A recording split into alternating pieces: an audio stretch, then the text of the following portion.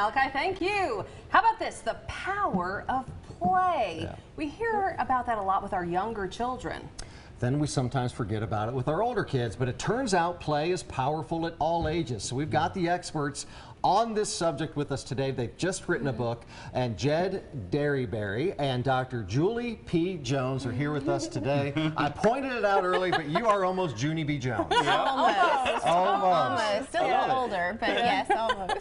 But she is just as sassy as She is sassy. Some people But say. you did teach 5th grade at some point, and For a while, and yes. kids loved that. They do, They yes. loved that name. And when it occurs to people, they say, oh, you know, just like That's you so did. cute. Yes, Right. yes. So cute. So let's talk about it. They've written a book about Yeah. this. We have. And it's mostly catered to teachers, from what I understand. But what can us as parents and grandparents learn from this book, that play is important at all ages? Well, it's like our shirts say, play is learning. Yeah.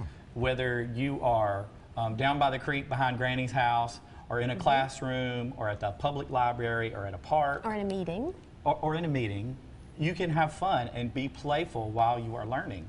The very fact that we sing the ABCs shows you that there's something there. Yeah. Songs are playful, art is playful, and those things connect with our brains in a unique way. Right. I think too often people think about play and their brain goes to that's a behavior, and so in schools we think play equals recess. Recess. Yeah. Right. Yeah. And that's great. There's nothing wrong with that. I mean, there are schools in Texas who are mirroring what schools in Finland are doing. Every hour they go outside to recess for 15 minutes. Wow. But that's not, our book is not about recess. I mean, Yeah. parts of it, yes.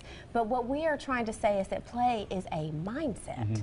And it is the way that we approach learning. It is the flexibility that we have. It's the enjoyment, the wonder, the fun. That is what play is about. But we've all encountered teachers along our path who are that more serious-minded, fantastic teacher, but they're just more serious. They're not playful. How do you help that teacher adopt this mindset? Well, there's a couple things. First of all, those teachers were trained probably to be that way. Sure. Yes. In the programs that Julie and I both work in, we are trying to change that.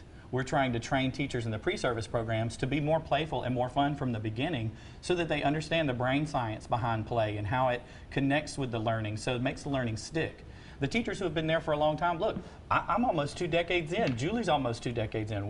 We're now at the senior level of the career in many cases, which is kind of sad to say. We won't tell you who is older. We won't tell you who's older. But we know that teaching is hard. We know there's lots of pressure on us. The standardized testing is choking the fun out of it. But if you read our book, you'll understand that the playfulness is going to help those test scores just as much as it's going to help your soul. Right. And it's going to change how much you love the work that you do, whether you're working with kindergarten or right on up to higher ed, where we are now. So when we were coming through, we were reflecting on this earlier today. Jed and I have been in the field for almost 20 years. So when we were coming through our teacher preparation programs, the way to teach was first you're going to hook the learner, right? And then you're going to model, and then you're going to scaffold away so that they gain independence eventually. And that is generally done with a, no offense Microsoft, it is a PowerPoint slideshow or a Google slide, or it's very teacher-centered. So when you go to a meeting, who's doing all the thinking when that's happening? Teacher. The teacher. Yeah. But that's not what we want. We want the We children. need you to think. Think back to your, in the book we talk about your play history. Think back to when you were little and you played in the backyard, or you played with the neighbors down the street. Think about all the things you learned. You learned how to problem solve. You learned how to negotiate. You learned what worked and what didn't. To try and try again and fail and try one more time. You may not have had a baseball bat, but you may do because you found something. How many times did we play baseball, without a bat, and without bases? We made this stuff happen. And that's what we're trying to get across here. There is a play challenge for January. We're 30 seconds away from wrapping. So what's the play challenge? The play challenge is just encouraging. So much fun. Encouraging people to play every single day. This is for the month of January. We're going to put some more out. Today's play challenge is the staring game.